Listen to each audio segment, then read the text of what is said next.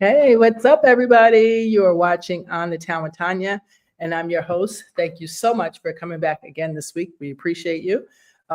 This week, we have a special guest. Today's guest is an author who published her first book at 69 years old. Yeah, 69 years young, I say. Yeah. She is the VP of Atlanta Writers Club and serves on the board of Sisters in Crime Atlanta. With a strong background in television, radio, and teaching, she aims to empower women. Please welcome Katherine Nichols. Hello, how are you? Hey, thank you so much. Let me come on. Thank you. Thank you thank you. Oh, Lord, wait, where they go? Sorry about that. That's me. I don't know what happened. My claps messed me all up. How are you? I'm doing great. How about you? I'm well, thank you. Thank you so much for taking time to come. Let's see who's on here. Hi, guys. I see some of you. Some of you I can't see, so I apologize, but we appreciate you. Writing. When did you discover that you were a writer? Well, I come from a long line of storytellers, especially on my father's side. Many of the stories are not fit for publication, but they were very entertaining. So I started telling stories as far back as I can remember with characters, and I made up characters and I lived with the characters, and I actually started writing short stories, and I think it was the 5th grade. And I took creative writing when I was in college. I wrote for the literary magazine, but I never really considered myself a writer. I just thought I loved to write. And I taught writing in high school for 30 years with doing a little writing on the side, but I had children and a family. So I really thought once I retired, I thought I've got to get serious about this. And so I joined a writing critique group. I highly recommend that for any aspiring writers. And this critique group guided me through so much that I didn't know. Things about the query letter, things about how to get an agent, how to, whatever you wanted to do. So it was great. And that got me started. Wow. Well, do you remember your first story you wrote? Yeah, actually, I do. It was about a dog that had this diamond collar, and a young girl in the neighborhood had heard there was a jewelry heist and found the dog. And of course, it went from there. I must have been reading a lot of Nancy Drews. So yes. And my poor best friend, Janice, I love her. I called her on the phone and I read the whole thing to her. And I know she was like, am I ever going to get off the phone? But she encouraged me. So. Oh, you needed encouragement for sure. My favorite was Judy Blume when I was young. Oh, yeah. She's wonderful. Yep. I love those books. I have no idea why. To this day, I probably would still be like, "Oh, I'm going to read this." I don't. Maybe because it was simple. And she knew how to relate. Yeah, that's it. It's relate. That's the part. How did your experience? So maybe I'm fast forwarding. I know you said you've done stuff in television and radio. How did that influence your writing process when you're writing? Well, that's a good question, because I ended up becoming a teacher, but before that, I thought I'm not going to be a teacher. At the time that I went, there was teacher and secretary and a few other things, and I said I'm not going to do either one of those. I was really fast typist, but I never told anybody a job interview that I could type. Oh. And I got to write commercials and public service for television in a small market in Chattanooga, Tennessee. Oh, wow. And then we moved to Atlanta, and the television market was, of course, much more sophisticated. But the radio stations were always looking for copywriters. And it was more fun than TV, because with TV, you have to have a video that matches. But with radio, if you want to have a fire, you can just crinkle paper up. Yes, sound. And it was so much fun. But you don't make much money. And I really do kind of want to teach. So I got my master's and taught. Wow, really? Now, see, I find radio quite interesting too. I did a little stint when I was in college. 88.1 WARY. I did the news and something else, some kind of rock and roll music. I don't even remember. Fun. Yeah, but when I think about that, and I interned in TV, I like TV for a few reasons. It's live, it's action, it's right now, it's in your face, and you cannot get it wrong. But radio is like, I can pretend, I can make it happen. It could happen. It's gonna happen, right? So it's a little pitch different, but I love them both.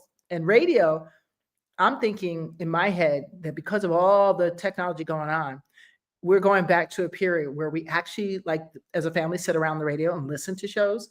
So I'm telling my friends who write, put it on radio, put it on a That's a good podcast, idea. Yeah. put it on podcast, because I personally will listen to it if it's that good. I will listen. Yeah, and especially when people are in their clutch. So, it's very convenient. Yes. No, it's definitely who's that? Oh, hi. Does my writing have to be perfect, or should I just write or have someone put it together professionally? So if someone said that they have something, what advice would you give them? Does it have to be perfect? You have to know the style, or you just learn it as you go and just write for now? That's a good question, and it kind of depends on where you are with your writing. When you say perfect, you're going to find mistakes, I think, in published novels. So you can't really be paralyzed by worrying about being perfect, but you need to learn the basics about writing. Take a creative writing class. There's a bunch of them online that you or virtual that you can do. Of course, in person is more. Don't pay a ton for it. You're just discovering your voice. That's the most important thing. You have to have your voice. And then you want to make it as perfect as possible. I highly recommend an editor because I was taught English for so many years. I do a lot of my own editing, but there are professional editing programs. I use ProWriting. It's very, very helpful. You have, but once again, you got to know your voice. You got to know where you're coming from, because you may use language that ProWriting doesn't recognize. You got some slang or some dialect going on. So you want to get it as perfect as you can. And if you have someone who's willing to work with you, great. That's even better. Right. Yeah. No. I found, and if you guys want the link, let me know at some point. Just inbox me. I'll find my link. But Corsica, I have a link that you can use, and you have free writing classes from Michigan University. So you can do filmmaking, you could do novels. I mean, there's tons of free stuff. You can get certified too. You can do real classes. But for me, I do all the free ones because it is so helpful. It is so helpful. It's free. You cannot beat free. I'm sorry. From the top universities. Harvard even has some classes. You just got to look around for which ones are free. And there's another place called Allison. That's another one, Allison.com. I think that's right. Llison. Yeah, that's another one. Free writing classes, free whatever, coaching, you name it. They have a lot of stuff. So you just got to look around and see what's best. But I do say, if you have a story in you, it's best to get it out. And tell it with your voice. Find you. Exactly. Because somebody else will jack it up. That's what I say. As an advocate for women pursuing their dreams, what advice would you give to someone who feels like it's too late, to start something new, whether it's writing, a new career, or even a passion project? What advice would you give them? Because you started at 69, right? Right. I mean, that's when I got published. Yeah. Sorry. Yeah. My correction. Sorry. But I did start relatively late. I think you should always say, don't let anyone tell you it's too late. Don't let anyone make you feel less than. Yes. For any reason, whether you started later or whatever. Always be willing to listen to suggestions and criticism, but filter through them. Somebody might say, oh, that's terrible. And you're like, it isn't. I know it is. This is me. And as far as being an advocate for women, it goes all the way back to, I remember the second grade, one of the boys, the bullies, was saying something about my friend who was overweight, but he was calling her something, and I just lost it. I just took him down. And my teacher is pulling me off saying, Kathy, ladies don't act like that. And I said, I don't want to be a lady. So define yourself. Define yourself. Yes, definitely define yourself. So, well, tell us something about some of your books, because let me see which one I have up here, and then you can give us just a little scenario or something of each one. Okay, so guys, so here's one. Which one should I do? Well, how many do I have in here? I only was able to get 5 in here. 4 or Which 5. one Yeah, should my I do? 6th one is just now coming out. So Okay. it's fun. This is a fun start. This one is the first in a series. And it's about a young woman who's having trouble defining herself. Mhm. She wanted to work for a museum or work with documents, ancient documents, and she's instead investigating insurance claims. And she's not quite sure how that happened, and she's not sure where she wants to go. But she has some very quirky, wonderful characters that are in her family and friends. My favorite one in False Claims is her Uncle Buddy. Uncle Buddy is a cross-dressing, he is gay, a cross-dressing gay man married to Norm, delightful musician. And he is at the crux of this novel because poor Buddy actually has narcolepsy. Oh, And my uncle actually had if somebody said, "Oh, this is ridiculous, Kathy, that is too far right, out," and I right. just described my real uncle. I Wow. didn't write it until he had passed. Right. But anyway, he doesn't know whether he committed a murder or not because he tends to fall asleep without, Um, and so that's part of it. And then there's another aspect going on, and there's some romance. It's a little sexy. I don't do anything real explicit because I don't even think that's very sexy myself. right. My characters will make out and wake up the next morning really hungry. I love your characters. That would be more. Tell me about this one, the substitute sister. Yeah, this is the second in not a series, but the substitute sister picks up on one, and I'll just sort of mention both of them. You'll probably show the Sometimes Sister in a minute, but in these 2 books, there's a main character, Grace, and Grace had always wanted a younger sister, or she would have taken a brother, but she really wanted a younger sister. She gets the younger sister. Her grandmother, who is a kind of auxiliary character, says, "Be careful what you want." And so she gets this sister. She adores her. They grow up. The younger sister's a little superficial, gorgeous, and the younger sister steals Grace's fiance 3 months before the wedding, and the Oh, wow. 2 of them run away to Ecuador. So part of the Sometimes Sister is set in Ecuador because Grace has to go there. I won't tell you why, but in the follow-up novel, The Substitute Sister, we find out that we know in the first novel that Grace's father disappeared, just abandoned them. And in The Substitute Sister, we find out he started another family and tweaked his last name a little bit, but he started another family. And what happened is the sister in that family discovered that she is part of a bigger family, which is really important to her because she always felt like she was a missing piece of somebody else's puzzle. So, and she works with that, and we have a drug lord coming over from Ecuador. I like to have not too much going on, but at least 2 important plot lines. Okay, that's what I was gonna say. Well, what about? Let's see what we have. Which is this the one? Ooh, the Unreliables, yeah. Yeah, I like the name. And a spell check does not like it because there's no such thing as Unreliables. Yeah. But in this one, I have a young woman. My first 3 books dealt a lot with the theme of loss and redemption. Okay. In this one, the main character is a writer. Her husband has been shot in what the police call a random killing. Okay. She doesn't believe it was random. Okay. And so she goes in. She's not like a detective. She's just like, wait, that doesn't make sense. I'll try this, and keeps going on with that. So she's dealing with her grief. She's dealing with trying to pick back up on her writing.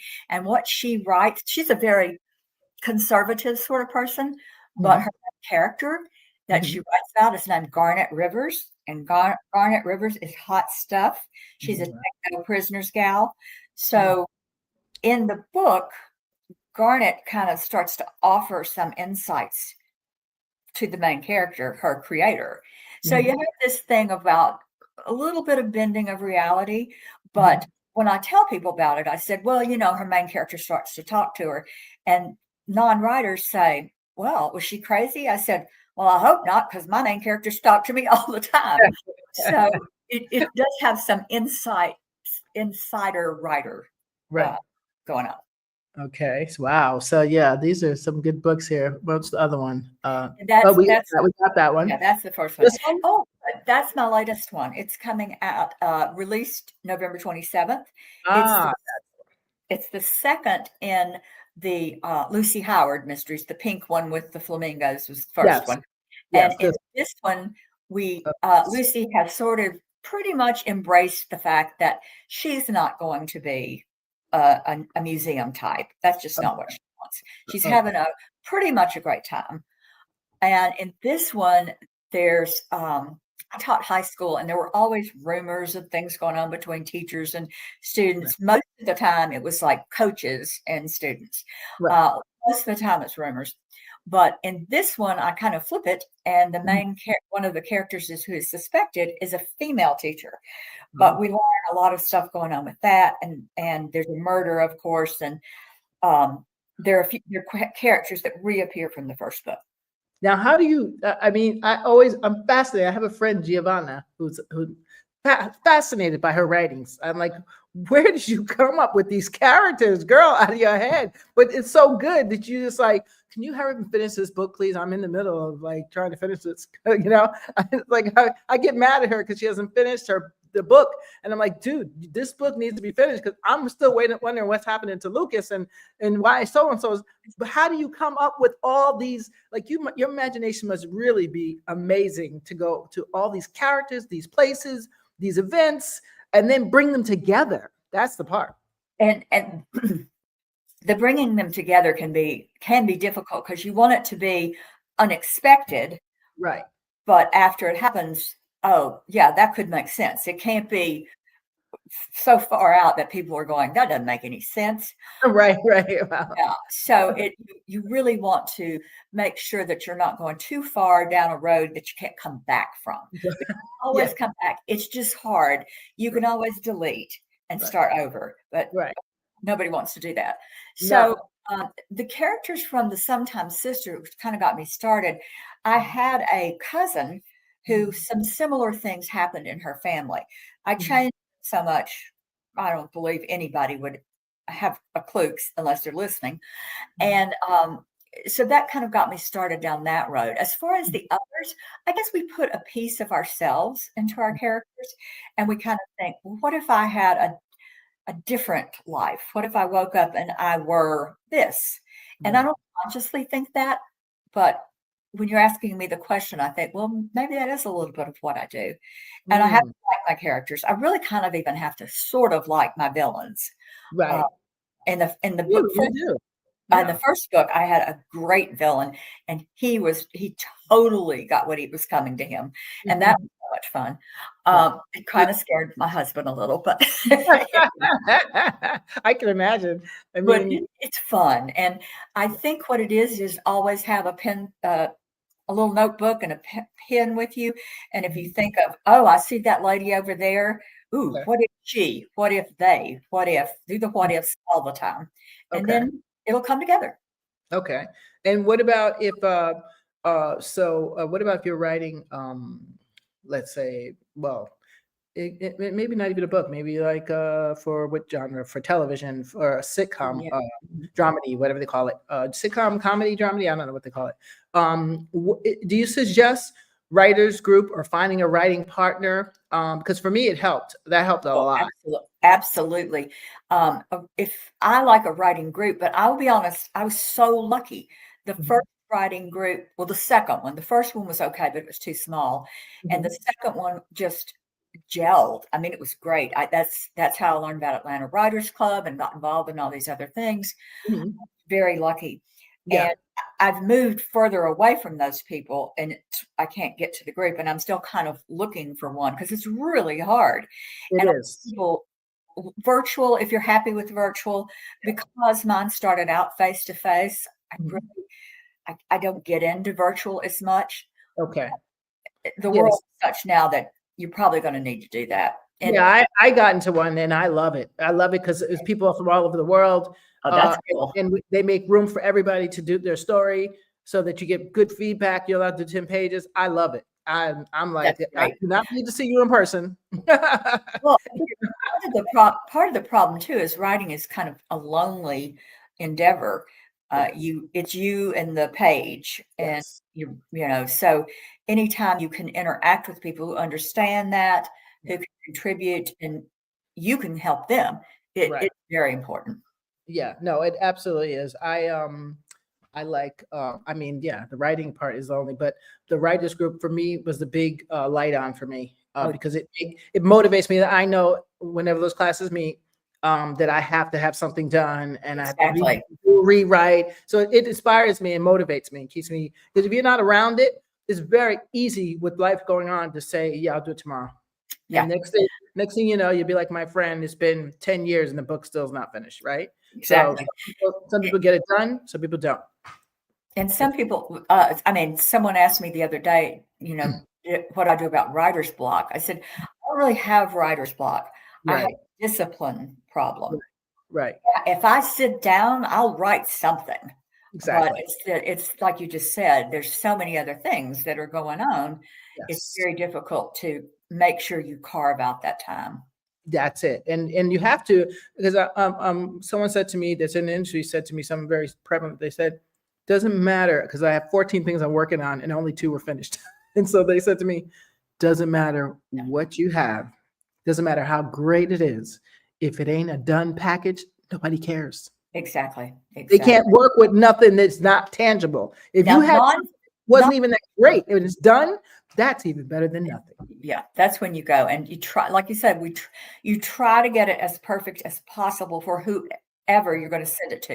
If you're Right. sending it to an editor who's a friend or you're paying them, obviously it doesn't have to be as perfect as if you're sending it to an agent or a publisher. But Right.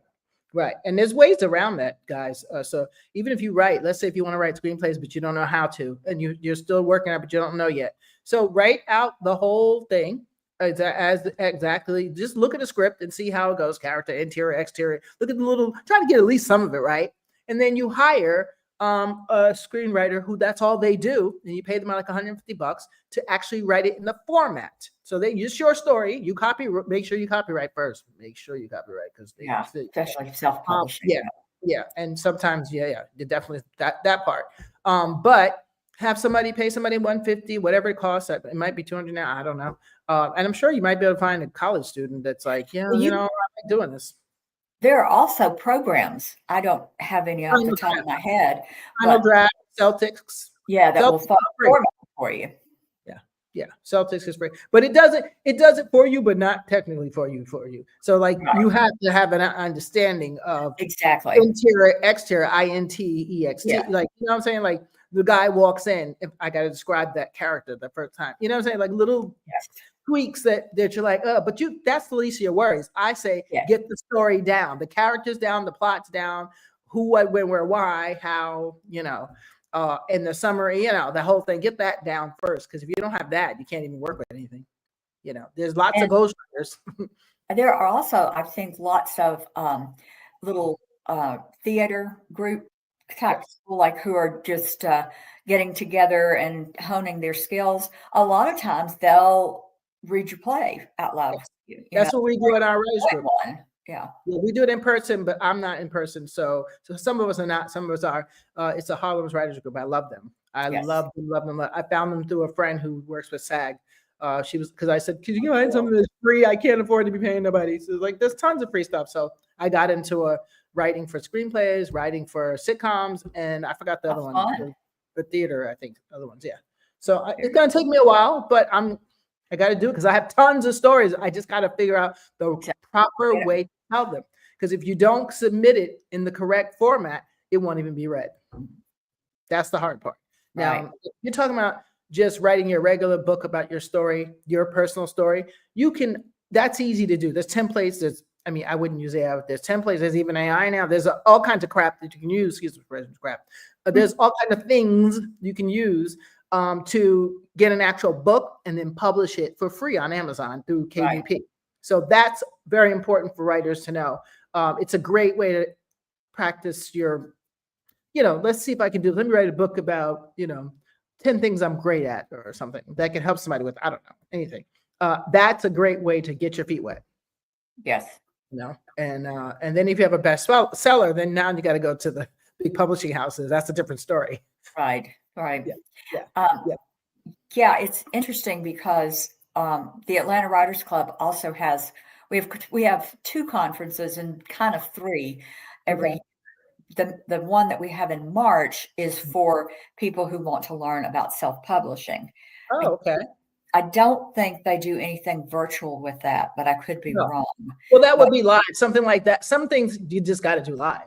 Well, with the Atlanta Writers Club, you can sign up for an interview with an agent or an editor, and they will do those virtually with you. Okay. Oh, okay. Still, because when COVID was going on, we had to do everything virtually. But I prefer, whenever possible, to sit across from that agent and make human contact. Absolutely.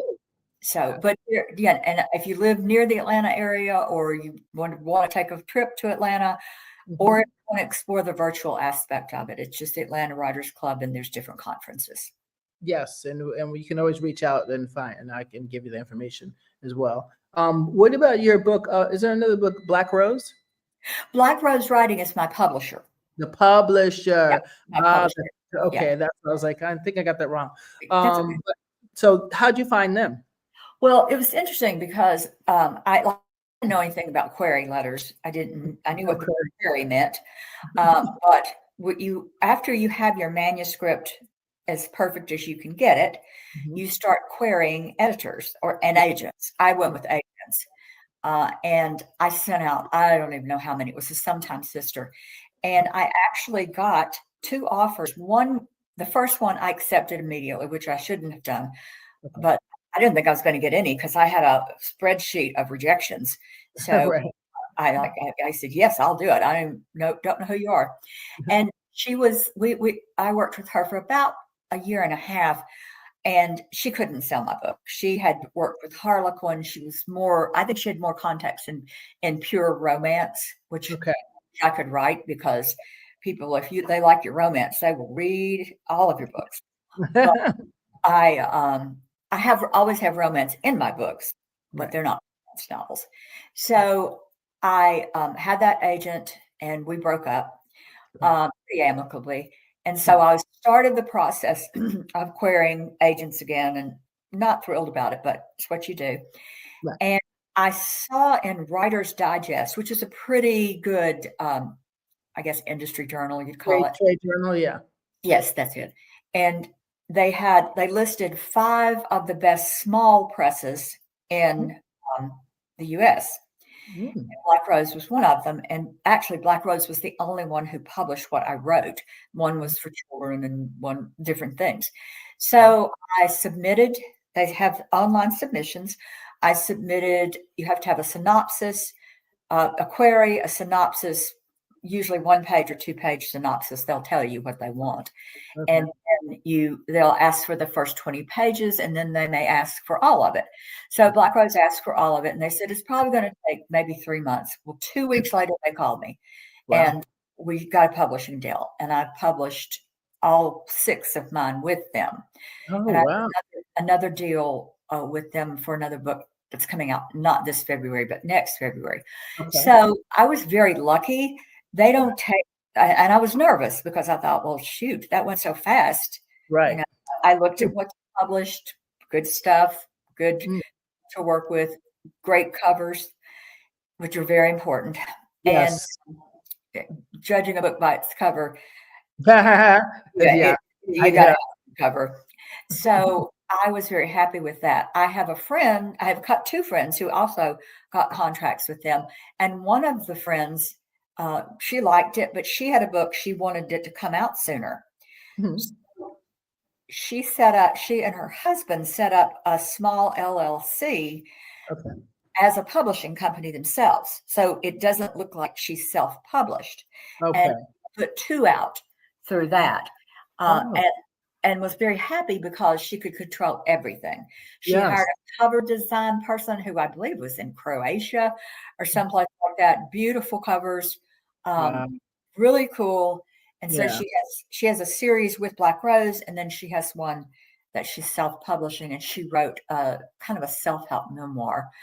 And for me, self-publishing is really a lot of work. That's my only thing. If I would have done it, I mean, I want to get books out there. I don't care. Right. But there's just so much. You're responsible for everything. So yeah, it is a lot. But if some people are not going to make it to Doubleday, or most of us are not. yeah, right. So with that being said, I think every message, if you have a real message that's legit and you've written your book, legit, not with AI, I think that everybody should, because that's a pain for me right now. I think that everybody should be able to be heard, and their work should be able to be, put out there. It's not fair that only if I write like James Baldwin, that's the only voice we hear. Now he's my favorite, but even now, James Baldwin would be hard sell right now with readers' attention spans being different. It is. That's true. That's so true. I mean, that's why I said eventually you're going to go back to radio. They're like, I don't want to read. Just let me listen. Exactly. I'm just going to listen. Just put it on. Yeah. And mine are available on audio. That was another good thing about Black Rose. They have put all of them on audio too. Oh, wow. See, that's good because you have your community that's mute. That's great. Exactly. Certain people that can audiology problems or not, I forgot how to say it, but I know some people who tell me they'd rather just hear. Maybe they're blind. I don't know. Once again, if you're commuting all the time, yes, you can't read. You don't have time, so you're reading. Yep. There definitely is a market. I know that for sure. And when you're taking like 3-hour train rides, I mean, come on. So what themes or messages do you want your readers to take away from all your stories? I have a tagline that I was in a workshop because we had to develop it, and it's Southern suspense with heart and humor. When I say Southern, the only thing that is necessarily Southern about it is that it's set in the South, and there may be some expressions that people go, "What is she talking about?" And then they'll figure it out, but it's very a natural kind of colloquial. I can't say that word. Colloquialism. Yeah. But my message is don't underestimate yourself. Never underestimate yourself. And with the first 3 books, I had gone through a grieving process myself. I would say they kind of helped me. I'm not sure they help you, but they sort of help you see the light, I guess. But for me, it's like there are burdens that you think you cannot bear because you don't think you're enough. Right. You are. You are, and you can. So, but that doesn't sound very funny, but my characters have really quirky sense of humor. So I think you can deliver that somber message with a lighter touch. It reaches more people. I love it. I absolutely love it. And I'm sure your characters are ham and half, along with a great story, because just the way that you talk, I can tell. I said I would love to read. I only get glimpse. What do you call it? Glimpse of the book, but I would love to read them. So one day you might have another fan. Yeah, definitely. Having worked with and empowered women in a lot of mediums, because you've done TV and radio. What do you think are the biggest challenges women face today, and like how can we work through them? And I'm not sure what age, if this is all ages, but I think my generation and close to my generation, and this is going to sound contrarian, but I think we've been taught to be too polite. Yes. I don't mean we need to be rude, but I think we need to reevaluate what is polite and what is just refusing to make yourself seen. It's very difficult to speak up when it's a room full of men, and they act like they know everything, or you say something and they don't hear you, and then somebody next to you says the same thing, and everybody goes, "Well, that's wonderful." So I don't worry about being, I don't consider it abrasive. I consider it assertive. If Mhm. they consider it abrasive, I think that's their problem. Mhm. Uh, I don't know if young women are falling into the same pitfalls. I think a lot of my attitude comes from my age, from having dealt I have daughters. I Mhm. love working with high school, all high school kids, high school girls that Mhm. I could see they had potential and they were afraid to show it. So Mhm. um, I think, and I'm not going to say that we're our own biggest problem Right. because I'd rather work with someone who's polite, Mhm. but not self-effacing. Right, right. And I know what you mean. Where a lot of times and I used to see this ironically with my mom. She was a minister, one of the women, Mhm. first women actually ordained in the Southern Baptist Christian Association, whatever it's called. And so a lot of times she'd be in a room with all men, Mhm. and I saw how they would try to treat her. But my mom was very, very brilliant at walking into a room and owning it without saying a word. Good for her. She didn't even have to speak, and she wasn't one of those vixens, as they're called. Some women will use their body parts to get the attention that they think that they want. I'm like, that's not gonna get you respect that you need. You No. know what I'm saying? So you don't walk into a party. Well, I won't mention names, but you don't want to walk into a party with low cut something unless you're a body parts model. I mean, I'm making that up. Exactly. That makes sense. But if you're Right. walking to a board meeting, right, about Dress the part. Yeah. in your book or getting a this or whatever it's at, you need to dress the part. And no one will take you seriously, especially men, if you walk in like the vixen. The first thing on their mind is not about your project. They're not going to hear what you're saying. No, they'll They're hear it, but they're going to hear that first. exactly right. So they might rush you in because they're thinking with their heads, right? Yes. But the point is, if you're trying to be taken seriously, and here's the thing for me, like as a woman, like there's plenty of times I know as a woman I could have taken advantage of being a woman in Mhm. situations and say, oh, well, this could work for me, but I don't because I would think about the next woman. Mhm. And I think that she may not have a voice like me. She may not have strength like me. She may not have the words like me. So now I put her in a predicament when I come in like, hey, big boy, you want to come over or something Yeah, like that? right. When I come over giving that look versus like, hi, how are you? I'm here for the meeting and blah, blah, blah. I Yeah. think we all need to set standards and precedents for each other because honestly, and it's not men's, well, it is men's fault, but not really their fault, that everything was built for them by them.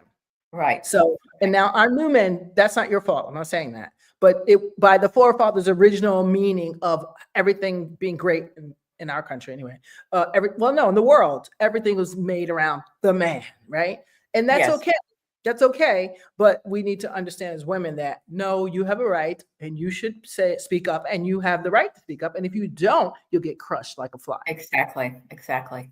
That's it. And that's difficult to teach to young women Yes. because there's still the wanting to please, wanting to be the one Yes. that everybody wants to take you out and all that sort of stuff.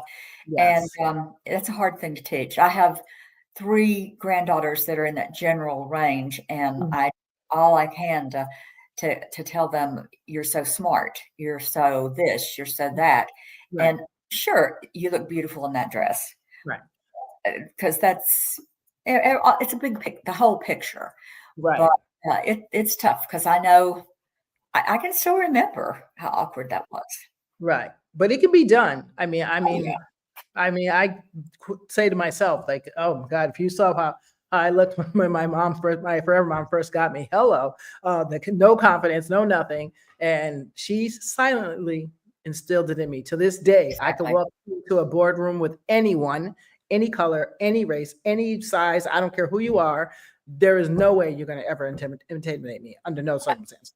Just because she trained me that your gift is yours and hers is hers and his is his.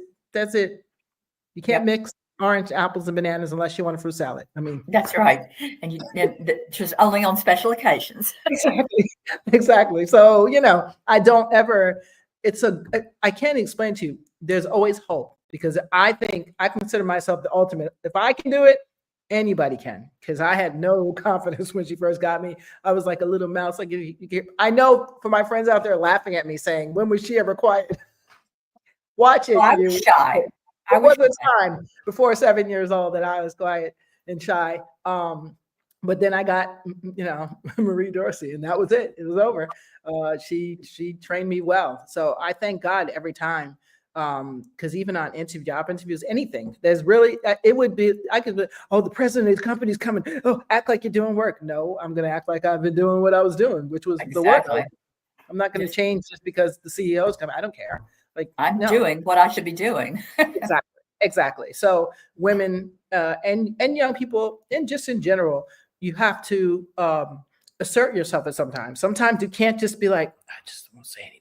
Because one thing bothers me when I go to awards and I go to England is that they're very submissive about stuff. Not submissive, but I don't know the correct word, but like I'm a New Yorker, a real New Yorker. So I'm going to tell you, even if you don't want to hear it, and I'm going to say it nice. I'm going to try to be kind, but I'm just saying I have to say it. Like I cannot have the elephant sitting in the room with his tail in my face and just be like, it's an elephant in the room. I can't do it. Right.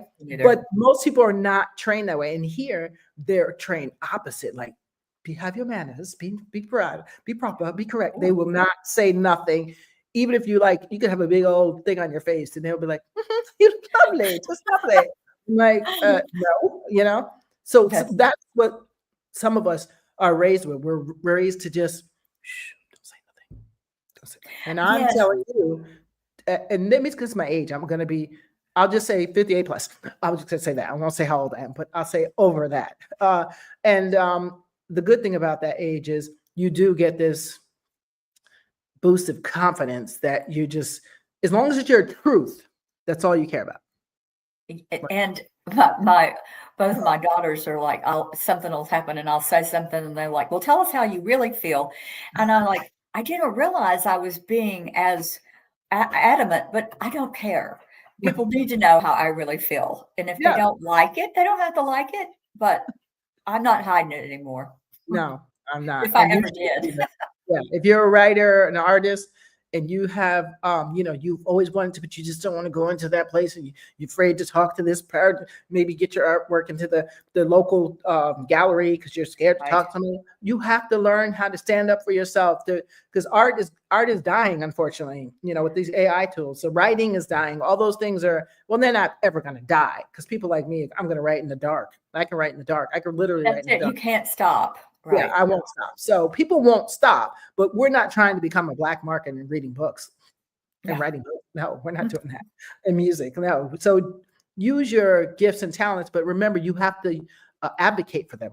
Yes. You have to, because people will just walk right by you or make you think you're not good enough. How about that? And if you give that impression that you don't have faith in your work, why should they? So. Exactly. And that's the whole point is that, if you don't have the you teach people how you want to be treated. Right. Right. That's my thing. So if you don't want to be seen and heard, fine, go sit in the corner and don't say nothing about it. And that's how it is. And if you need help, you just get a friend like me. And we'll teach you how to speak up. Yeah, I'll give you 4 weeks. 4 weeks with me, and they guarantee you're going to be a whole nother. I've had people say it to me. I've had total shy, completely shy people, and they're like, just 4 weeks of me. They're like, who are you? Are you the same person? I got to stop you now. That's funny. You're on the roll. But you need to, I majored in communications, NYU. That's my thing. So cool. I can see what your issue is if you have a problem, especially if you're my friend out there and you know me, inbox me, because I'm very good at that. I'll teach you. I teach young people that. I'm a big thing about standing up for yourself and not letting people crush you in any era, any scene. And you don't have to be ugly about it. Nope. You just have to be firm, very firm. Yeah. I'm not going to do that. Yes. And you have to, it's knowing what your gift is. That's first. I'm a writer. No one can take that away from me. Okay. Right. It may not be in the right format, but I'm just saying, for argument's sake, if this was you and not me, I'm not talking about myself per se, but if this was you, I'd be thinking, I have the gift, whether it's writing, singing, acting, whatever it is, you have a gift and you have to show people that. And once they know that, you don't have to prove that to them. If you know you have a gift, Exactly. why do you have to do that? You just work with what you have. And if we're sticking to writing, all writers need to do is keep writing. Exactly. And that's the thing, that's why I don't totally believe in writer's block. Right. You don't have to write. Like if you're working on a book and you're stuck, write something else for a little while. Just write. You don't have a writer's block. You just have a glitch. Yes, that's what I used to do. I read The Artist Way by Nzinga something. I forgot her last name. The Artist Way, guys. If you can get that book, if you're a writer, get it because it's change your life. I used to get up every morning, 5 a.m., no matter where I was at. Oh. And I would just write for 15, 20 minutes, just write anything. So when I got ready to really write, now I'm at the core of everything because I got the junk out. And you had the discipline. Yes. That's important. Yes, very important. So anybody can do this, guys. It's not hard stuff. So you taught and mentored many people over the years. What do you think is the most important lesson that you want to pass to the next generation of women and inspiring writers? Know the value of your story. And get it out there. It's pretty simple. And the other thing too is don't let other people define you. That is very difficult because, are you a wife? Are you a mother? Are you this? Are you that? You can be that and so much more. You don't fit their definition. Exactly. Wow. What was the hardest part about becoming an author at this stage, at 60, 69? How did you push? Believe it or not, it was a confidence level. It wasn't that I didn't think what I was writing was good. I just wasn't sure anybody would really want to hear it. And one of the things that was the hardest and the best things about the writing group I was in, we would bring 5 pages and we had to read them out loud. Yes. Now, as a teacher, I stood in front of groups of teachers, faculty, high school students, I did middle school students some. And I never got particularly nervous. I never had any kind of, stage fright. But when you're reading your own stuff out loud, it took me I won't lie, I had a martini before sometimes because I'm like, ugh, and your hands are shaking. Once you get over that, it was so much fun because I really thought, okay, nobody's falling asleep. I think it might be good. So that's hard. Did you have help when you first started? Like, did one of your friends push you and say, this is good? Like, I read this and yeah. No, and part of that was my own fault because I didn't share it until I got in the writers group because like I said, I wanted to hear what are they writing? And sometimes really good and intimidating, but most of the time it's like, okay, that can do that. Right. So they became both my friends and mentors rather than starting with one. Wow, that's great. What role do you think women's voices should play when it comes to shaping the future of media and literature? Like, how do you see that about you? Well, I do feel like we've come so far with that. When I moved to Atlanta and I was trying to get a copywriting job, one of the rock stations said, you've got a good voice if you wanted to be on the air, but you'd have to get rid of your Southern accent. And I was like, what Southern accent? Doing that.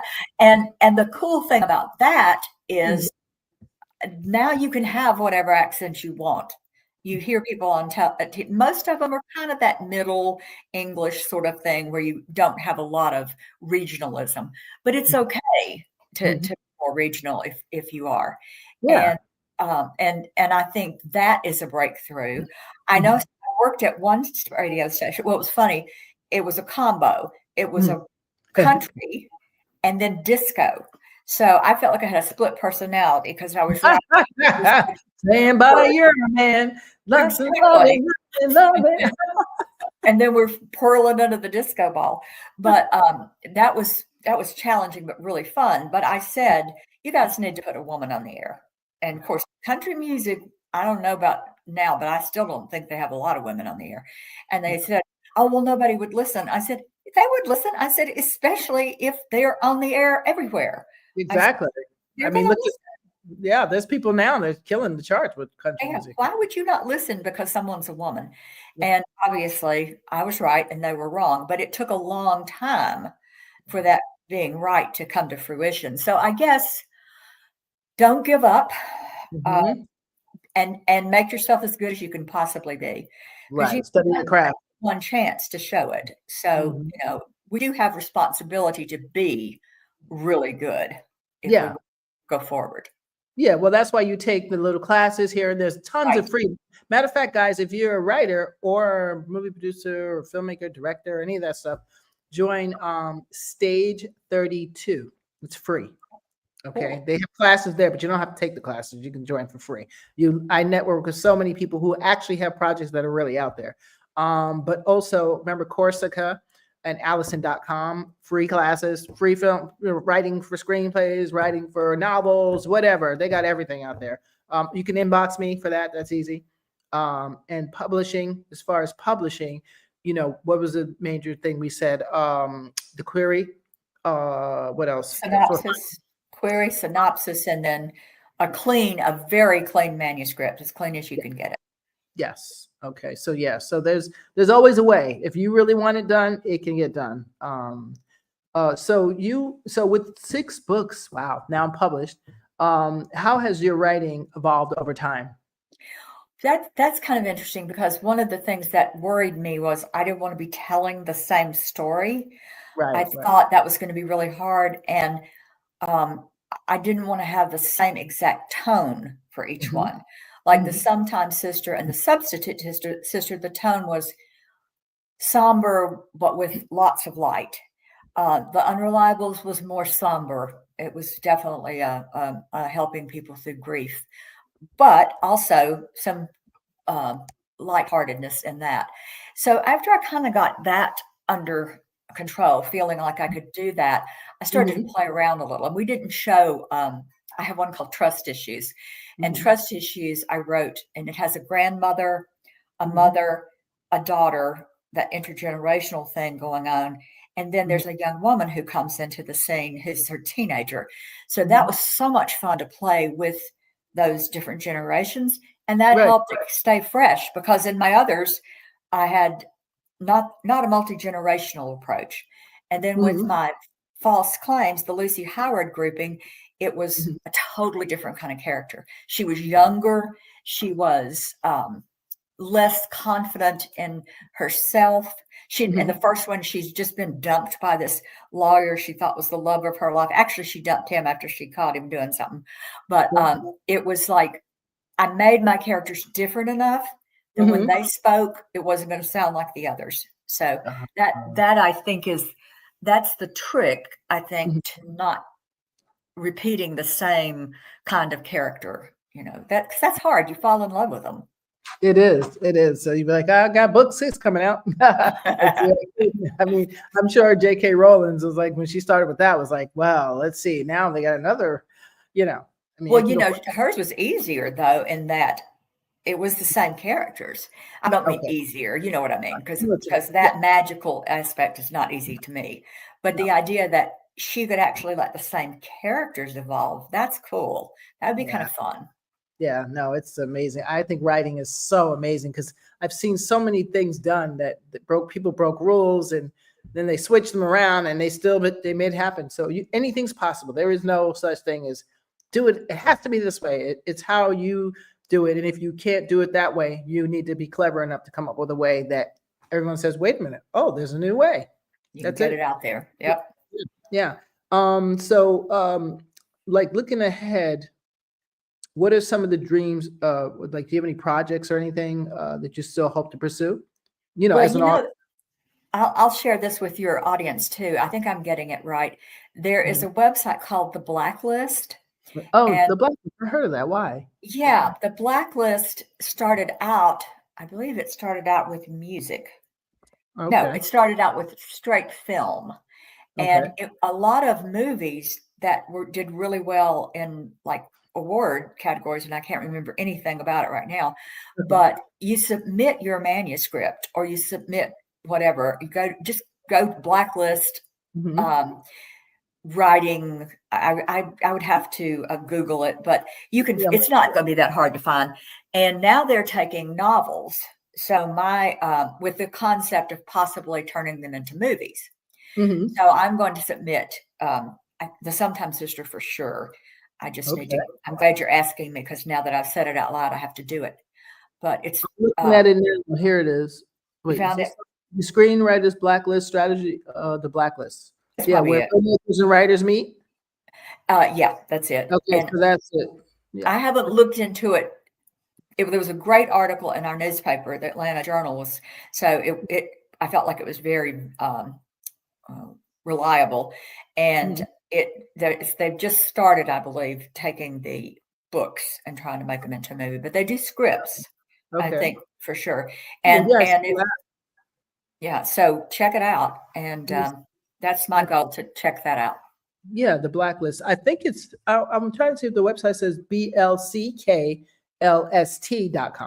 Oh, yes, That's I what it don't. looks like. But maybe tell me if that's right. Blacklist, and No, it it's says, black. yeah. BLACK. Yeah. Oh, it is black. Okay, but Yeah. the Oh, you mean the abbreviation? No, yeah, I never can read those things. But if you yeah, but Google the just type it in, blacklist, you'll guys. find it. Yeah, Blacklist. Yeah, type it in. It'll pop up. You'll see. You'll know and because I'm it's sure something about they'll right. guide Yeah, you through it. So exactly, I'll exactly. let you know when I get mine done, or Well, at least submitted. okay, thank you. I'm so excited about your new book too. Let us know when it comes out for sure. Okay. So guys, thank you so much, Catherine. We appreciate you. Do you prefer Catherine or Kathy? I go Kathy. You know why I went Catherine? Because if you do a quick survey of the Kathys, they are Yes. all over a certain age. Yeah. Catherine is harder to tell what generation you're in, because you got young Catherines, you've got older Catherines. So I was tricking my readers, but I'm sure they figured it out. So for my friends and your audience, my friends. Well, it's fantastic either way. But thank you so much for joining us. Let me see if I can get rid of that banner. So guys, make sure you do me a favor and share this video if you can, because we like to give information to people. And there's somebody out there that would like to be a writer, maybe get a book published, and I'm sure they'll learn something. So thank you so much, Kathy Nichols. You're my friend, so you can call me Kathy. Yeah, Thank you so much for having me. oh, we appreciate you. Just hang out for a minute while I say goodbye to everybody. Guys, thank you so much for watching this week. We appreciate you. And if you get a chance, make sure you watch again Sunday and share the video, because I'm trying to see what you have so I can tell you before December 1st is the next. December 1st is the next one. Yes, I'll have another author with us, Chris Donaldson, on December 1st. I think that's a Sunday. Okay, so make sure you watch. And thank you so much. I appreciate you guys. Hang out with me for one moment. All right, guys, here we go.